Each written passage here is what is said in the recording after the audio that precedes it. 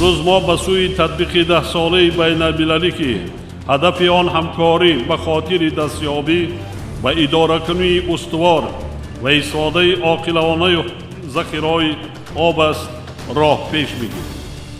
نقطه امیدبخش این است که ما این راه را نه از صفر بلکه با تجربه بای تشبس‌های گذشته جهانی وابسته به ذخیره‌های آب طی 15 سال گذشته آغاز می‌کنیم.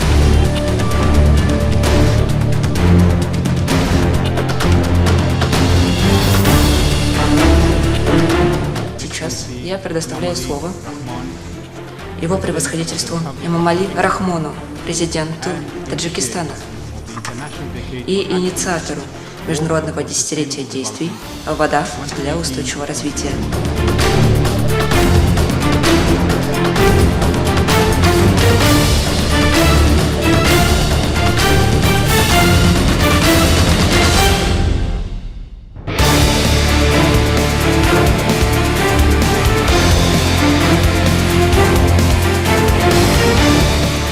امروز در جهان منطقه‌ای نیست که در مسئله ذخیره‌های آب مشکلات نداشته باشد و به نقش این نعمت بی‌بها در رشد استوار اهمیت مخصوص ندهد.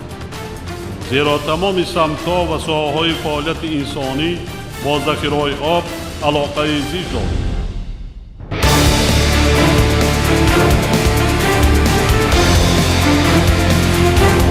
Я хочу поблагодарить президента Рахмона из Таджикистана за то, что он возглавил эти усилия Генеральной Ассамблеи.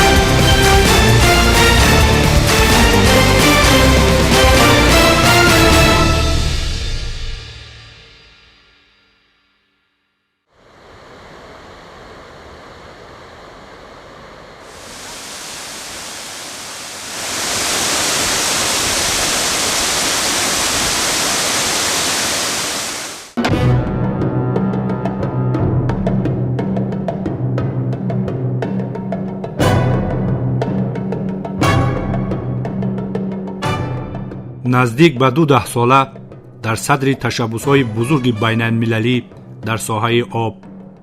дар ин наздики 2 сола 4 ташаббуси ҷаҳонӣ ба нафъи башарият аз ҷониби пешвои миллат муҳтарам Эмомалӣ Раҳмон пешниҳод гардидаву Созмони Милали Муттаҳид ва давлатҳои аъзо ин ташаббусҳоро эътироф намуданд. имрӯз ҷаҳону ҷаҳониён аз ташаббусҳои байналмилалии Тоҷикистон ва сарвари он муҳтарам Эмомалӣ Раҳмон истиқбол намуданд ва онҳоро омили рушду пешрафти тамоми кишварҳои сайёра ва наҷоти инсонияту олами зинда дар рӯи ҷаҳон медонанд.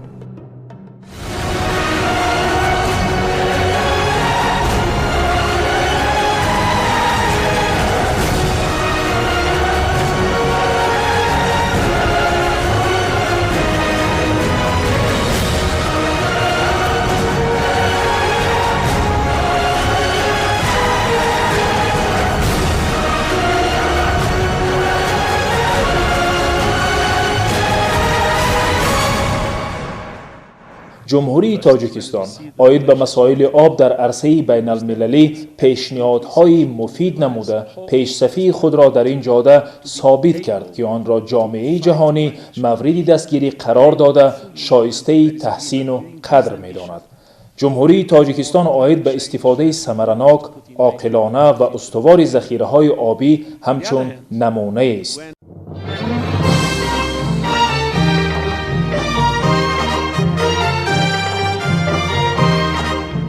در محور تشبس‌های بزرگ بین‌المللی پیشوای ملت تاجیک محترم امام علی رحمان مسئله آب و حفظ ذخیره‌های آب اینچنین مساعدت به پیشگیری از عاقبت‌های ناگوار تغییریابی اقلیم در منطقه و جهان هنوز در آخر سالهای 90 قرن گذشته جای داشتند. این سالها دوره‌های بودند که مردم تاجیک نو از ورطه هلاکت خلاص شده و با رهبری پرزیدنت جمهوری تاجیکستان پیشوای ملت محترم امام علی رحمان پای برقرارسازی اقتصادیات فلج گشته شروع نموده بودند. انا در همان سالهای دشوار و مرکب پیشوای ملت محترم امام علی رحمان در برابر حل مسائل دشوار داخلی به مسئله نجات بحر ارل دخل نمودند و از کشورهای منطقه دعوت به عمل آوردند که مشکلات خشکشوی بحر ارل را جدی گیرند و برای حل این مشکلات تدبیر اندیشند.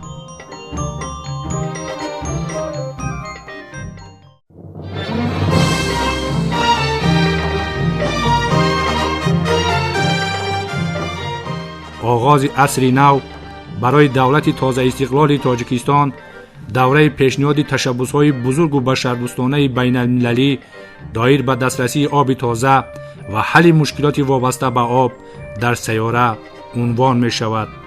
اقدام‌های در سطح جهانی پذیرفته شده تاجیکستان در مسئله‌های حل طلب وابسته به آب قبول گردن قطعنامه‌های سازمان ملل متحد عاید به سال بین المللی آب تازه، اعلان گردیدن سال 2003 10 ساله بین المللی آب برای حیات سالهای 2005 2015 سال 2013 سال بین المللی همکاری در ساحه آب و 10 ساله بین المللی عمل آب برای رشد استوار 2018 2028 اعلان گردیدن می باشد.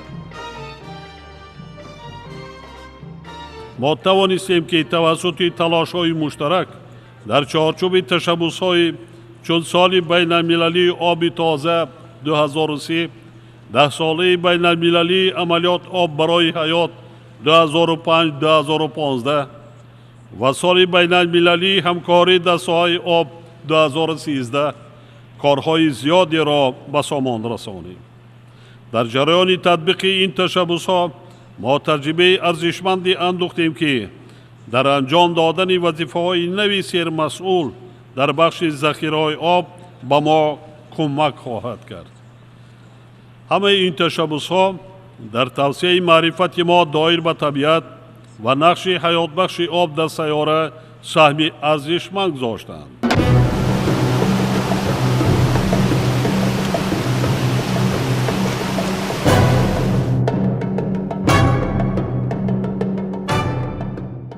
بار دیگر رو می آوریم به تاریخ تشبس‌های بزرگ بین المللی پرزیدنت جمهوری تاجیکستان محترم امام علی رحمان با قبول قطعنامه سازمان ملل متحد و جانبداری دولت‌های اعضای این سازمان معتبر سال 2003 در سراسر جهان سال آب تازه اعلام کرده شد. در اساس این تشبس در پایتخت کشورمان شهر دوشنبه از 29 اوگوست تا 1 سپتامبر سال 2003 فورم بین المللی عاید به آب تازه برگزار گردید. در زمینه آن در سراسر عالم تدبیرهای سودمند زیاد عملی کرده شدند. سپس با تشبس دیگری پیشوای معظم ملت مجمع عمومی سازمان ملل متحد سالهای 2005-2015 را همچون 10 ساله بین المللی عمل آب برای حیات اعلان داشت.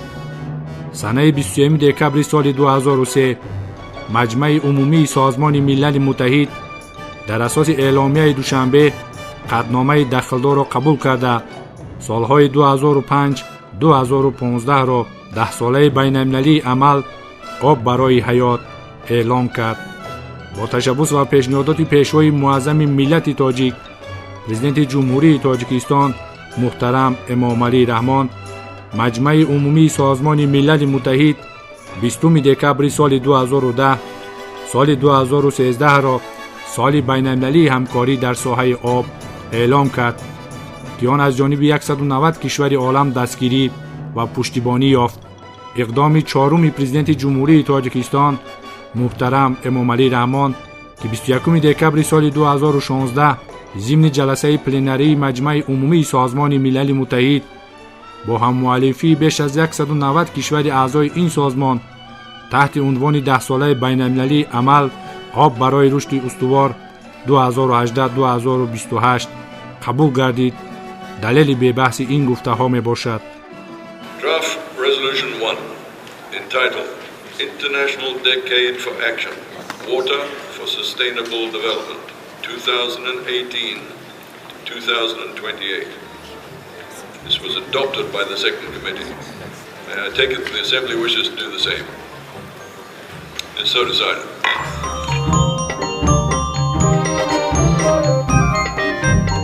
پرزیدنت جمهوری تاجیکستان محترم امام علی رحمان در سخنرانی آخری خود در چاره‌بینی سطح بلند سازمان ملل متحد بخشیده به آغاز 10 ساله بین‌المللی عمل آب برای رشد استوار 2018-2028 تاکید نمودند که هنوز هم اقدام‌های پیش گرفته و تدبیرهای پیش گرفته جامعه جهانی در راه حل مشکلات مربوط به آب و تغییریابی اقلیم در دایره تشبث‌های قبلی بین‌المللی تاجیکستان کفایت نیستند و جامعه جهانی و کشورهای سیاره باید در دایره 10 ساله نو بین‌المللی تا سال 2028 اقدام‌های نظررس‌تر را پیش گیرند و برای تأمین رشد استوار و پیشرفت و ترقیات بیشتری دولت‌ها که البته سرچشمه اساسی پیشرفت و ترقیات آینده آب است تدبیرهای علاوه‌ای اندیشند. پایتخت کشور پیشاهنگ تشبث‌های مربوط به آب در جهان شهر دوشنبه در دوام 2 ساله پیشرفتی تاجیکستان در این مسئله بیش از 7 مرتبه میزبان چاره‌بینی‌های سطحی بلند بین‌المللی از جمله سیمپوزیوم و کنفرانس‌های مربوط به مسائل آب گردیده است که از بشردوستی و آینده‌بینی سرور دولت محترم امام علی رحمان بشارت می‌دهند. جناب عالی محترم پرزیدنت جمهوری تاجیکستان، شما در حقیقت دوست و برادری بدل نزدیک مردم عصرهای عصر لب‌تشنه ما بودید، هستید و خواهید ماند که حل مشکلات اساسی ما کم‌آبی را به محاکمه سازمان ملل متحد پیشنهاد نمودید. ما مردم تشنه آب گمان داشتیم که مردم تاجیک نیز مانند ما از کم‌آبی و بی‌آبی در عذابند که سرور دولت تاجیکان از منبر بلند سازمان ملل متحد مسئله‌های آبی تازه و حفظ منبع‌های آن را به میان گذاشتند. وقتی به تاجیکستان آمدم و رودها و چشمه‌های مصفا را دیدم، کوه‌ها و کل‌های بیشمار را دیدم، باغ و بستان‌ها، نعمت‌های فراوانی از زمین آب رویده را دیدم. مردم مهنت دوست و مهمان نواز و صاحب دست و دل کشاد را دیدم. به محابا خود را در بهشت حقیقی حس کردم. بعدم فهمیدم که شما جناب عالی نه تنها غم و درد خلق خود را می‌خورید، بلکه باری غم و درد تمام مردم سیاره را بر دوش خود داشته اید.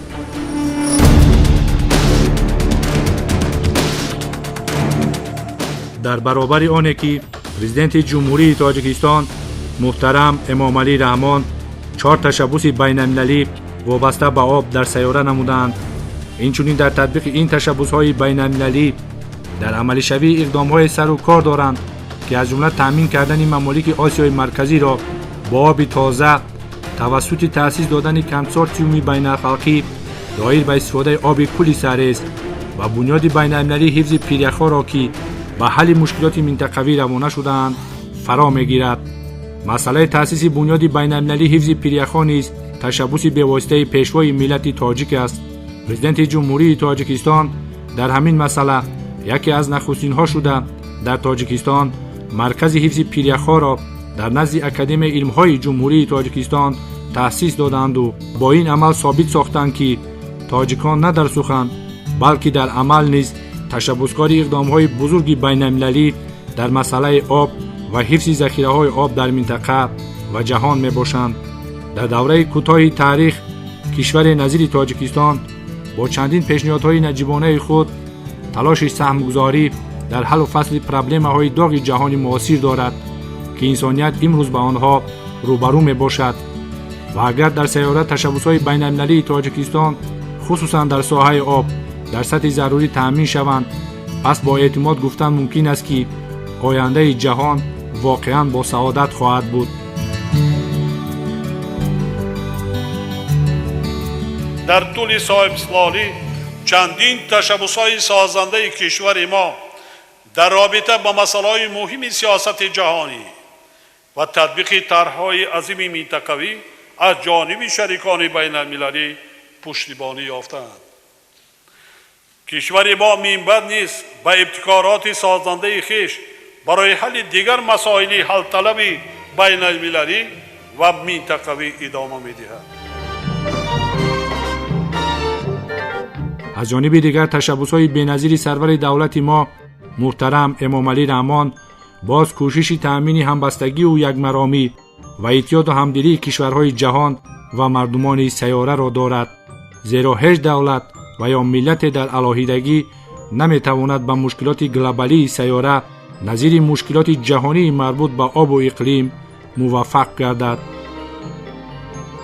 захираҳои об на танҳо неъмати беҳамто балки меҳвари асосии рушди устувор мебошанд ва ин амр фаъолияти дастаҷамъона ва муносибати ҷиддиро ба истифода ва ҳифзи ин захираҳо ба хотири наслҳои оянда тақозо дорад.